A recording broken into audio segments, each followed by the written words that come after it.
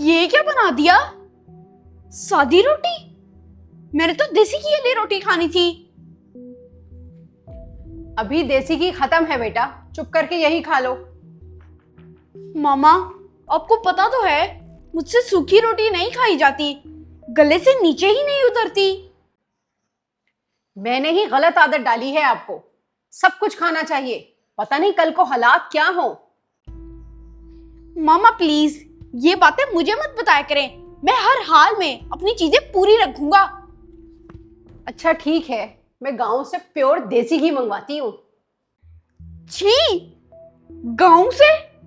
मैं नहीं खाऊंगा गोबर वाला देसी घी।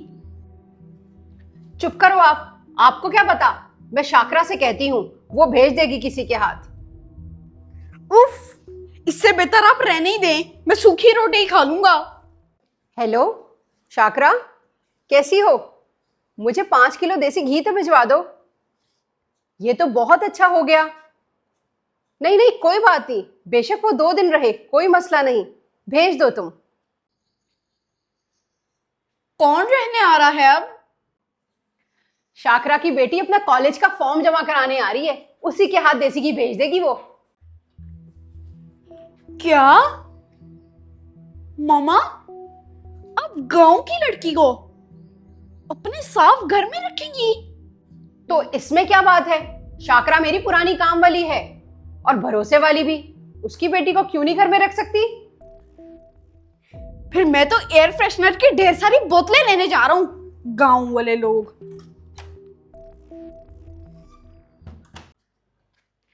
ये आजकल के बच्चे भी अजीब हैं, गांव वालों को कुछ समझते ही नहीं।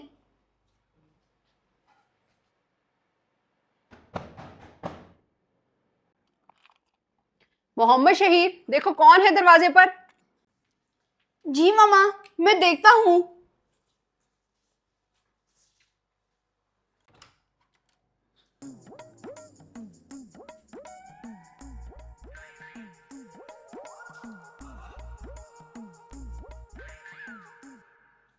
तुम कौन हो? मैं ना गांव से आई हूँ, मेरी अम्मी शाकरा ने मुझे भेजा है। ओहो, तो वो तुम हो। तभी मैं कहूं गाय भैंसों की स्मेल कहां से आ रही है? कौन आया है मोहम्मद शहीर? अरे तुम रक्षंदा, आओ अंदर आओ। अस्सलाम वालेकुम आंटी, ये अम्मी ने आपके लिए देसी घी भेजा है। गोबर की स्मेल से भरा हुआ। अरे वाह, लाओ इधर। सुभान अल्लाह, क्या खालिस देसी घी की खुशबू है। मोहम्मद शहीर, आप भी सूंघ कर देखो। नहीं, मुझे नहीं सूंघना। आंटी, वो मैंने कॉलेज में ना अपना फार्म जमा कराना है, तो फिर मैं परसों चली जाऊंगी। कोई बात नहीं बेटा, आपका अपना ही घर है, जितना दिल करे आप रहो। मोहम्मद शहीर, बाजी के लिए पानी लेकर आओ। नहीं नहीं आंटी, मैं खुद ले लेती हूँ, आप लोग मेरी वजह से तंग ना हो।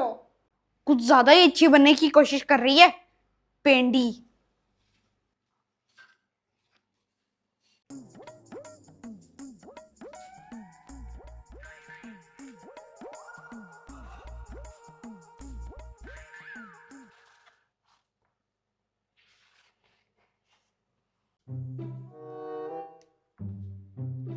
इन्हें ऐसा क्यों देख रही हो? तुम्हें पढ़ना भी आता है? हाँ, थोड़ा बहुत।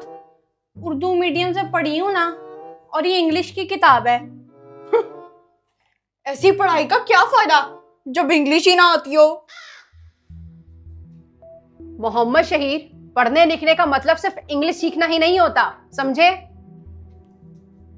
वो हमारे गांव में ना सारे स्कूल ना उर्दू मीडियम है, कॉलेज जाऊंगी ना तो फिर सीख जाऊंगी।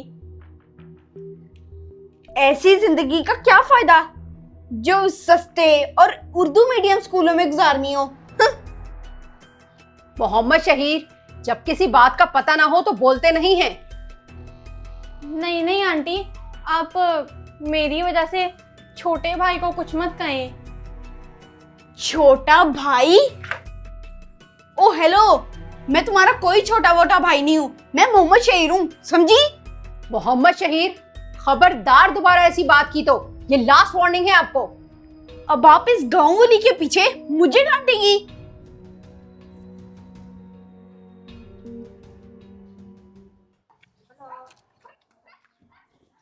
आओ। आंटी, आप इस जगह पे अपना नया घर बनाएंगी? नहीं, मैं सोच रही हूँ कि इस जगह पर आम का बाग बनाऊं और अपना बिजनेस शुरू करूं।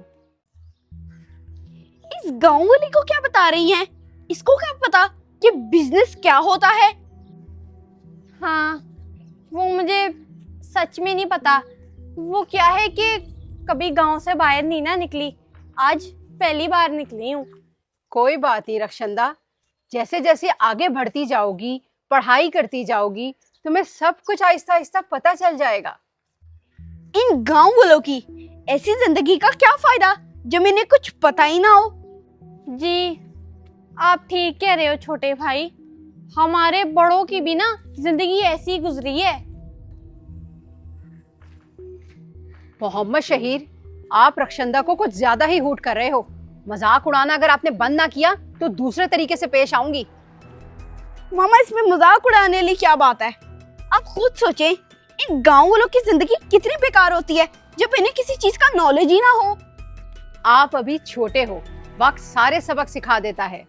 आओ रक्षंदा, घर चले, धूप काफी निकल आई है। मोहम्मद शहीर, आओ जरा बाजार तक चलते हैं, दर्जी को कपड़े सिलने देकर आने हैं।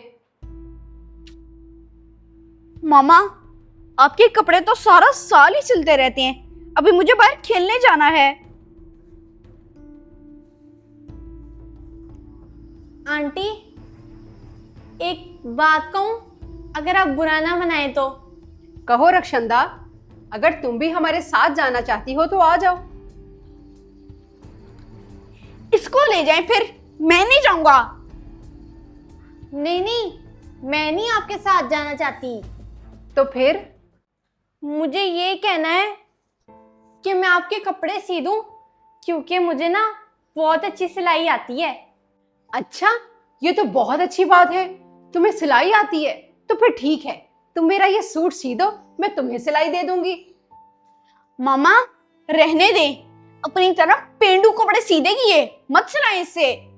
नहीं नहीं छोटे भाई, मुझे ना सिलाई कढ़ाई बहुत अच्छी आती है, जैसा आंटी कहेंगी ना मैं वैसे ही डिजाइन बना के दूंगी इन्हें। मोहम्मद शहीर, आप जाओ खेलने, आपने बाहर खेलने जाना था। शुक्र है मेरी जान छुटी। आंटी, आप एक काम करें, इंची टेप, कैंची और अपना सही वाला साइज दे दें। जी, मैं तुम्हें अभी लाकर देती हूँ। खेलने के लिए सब आ जाते हैं, लेकिन जब बॉल घूमती है तो मेरे ऊपर छोड़ जाते हैं कि शहीद ढूंढेगा। रक्षंदा, देखो जरा अंदर मेरा मोबाइल पड़ा है।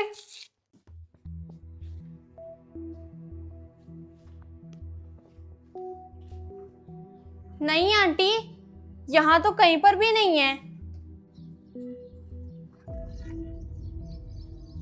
हाँ गई।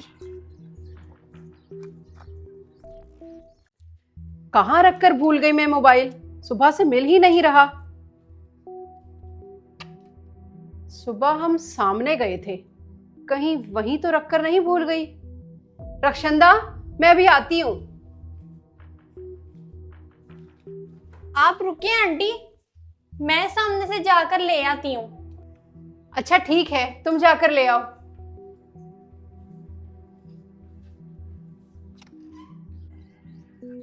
कहाँ गई बॉल?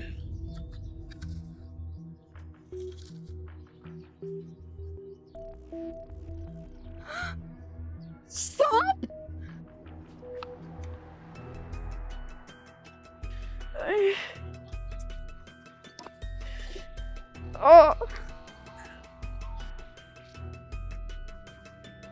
ये छोटे भाई की आवाज कहाँ से आ रही है?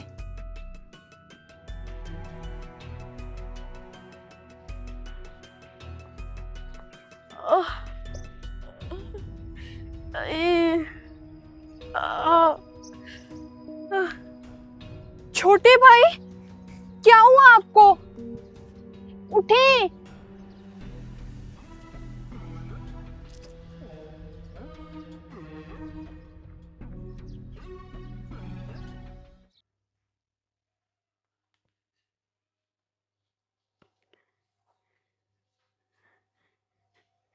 हे मामा, मैं बच गया। मेरा बच्चा, आप ठीक हो ना? जी मामा, जब मैं प्लॉट में बॉल ढूंढने गया था तो मुझे सांप ने काट लिया था, लेकिन मुझे बचाया किसने था? बेटा, आपको गांव वाली रक्षंदा ने बचाया।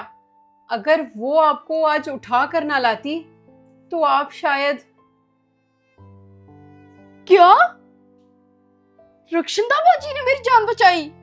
जी, वही जिसे आप ये कहते रहे कि ऐसी जिंदगी का क्या फायदा, उसी ने आपको बचाया। मामा, कहाँ है रक्षंदा बाजी? मुझे उनसे माफी मांगनी है।